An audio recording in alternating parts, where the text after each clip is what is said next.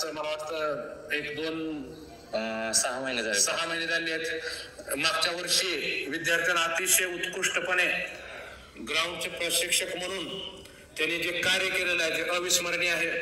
अनेक लोक ग्राउंडवर त्यांचं नाव घेतात की बोधले सर जबरदस्त ग्राउंड घेत होते आणि बोधले सरांमुळे मी घडलो. आपल्या राहुल कदम याला तर मला स्पष्ट सांगितलं की सर तुम्ही डेमो घेतला आणि डेमो घेतला, बोधले सरांनी सगळं रेकॉर्ड ठेवलं, कुठं मार्क कमी पडले कुठं जास्त पडले, मी त्यांच्यामुळे घडलो.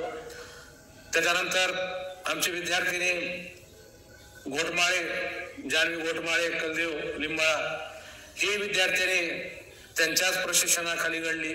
असे अनेक विद्यार्थी घडले. म्हणजे मागच्या वेळेस शिकवत असताना अतिशय चांगल्या पद्धतीनं उत्तम पद्धतीनं मार्गदर्शन केलं. मी 1-2 प्रश्न विचारतो.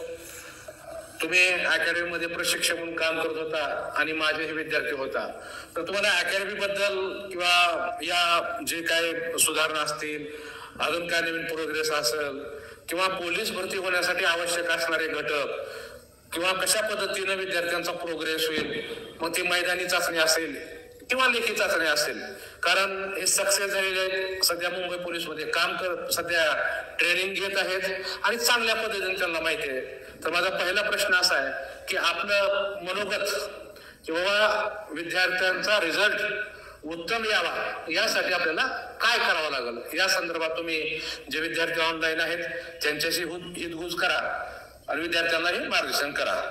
ठीक आहे सर, धन्यवाद. तर माझी ओळख द्यायची गरज नाही. माणसाची ओळख हे माणसाच्या कामावून दिसली पाहिजे असं माझं वैयक्तिक मत आहे. मी सरांपाशी नियर बाय 7-8 महिने ग्राउंडला शिकवलेलं असेल आणि त्यानंतर माझं सिलेक्शन झालं सगळ्याच्या आशीर्वादानं आणि पहिल्यापासून अभ्यास पण होताच.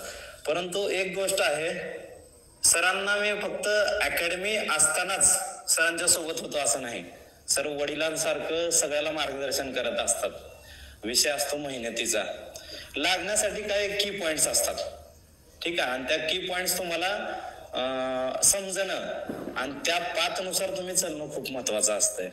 आज माझं मला वाटतंय ऑनलाईन मध्ये पहिलंच लेक्चर आहे, ठीक आहे. मी याच्या अगोदर सुद्धा ऑफलाईन आपल्या अकॅडमीमध्ये सरांसोबत खूपदा शिकवलेलं आहे.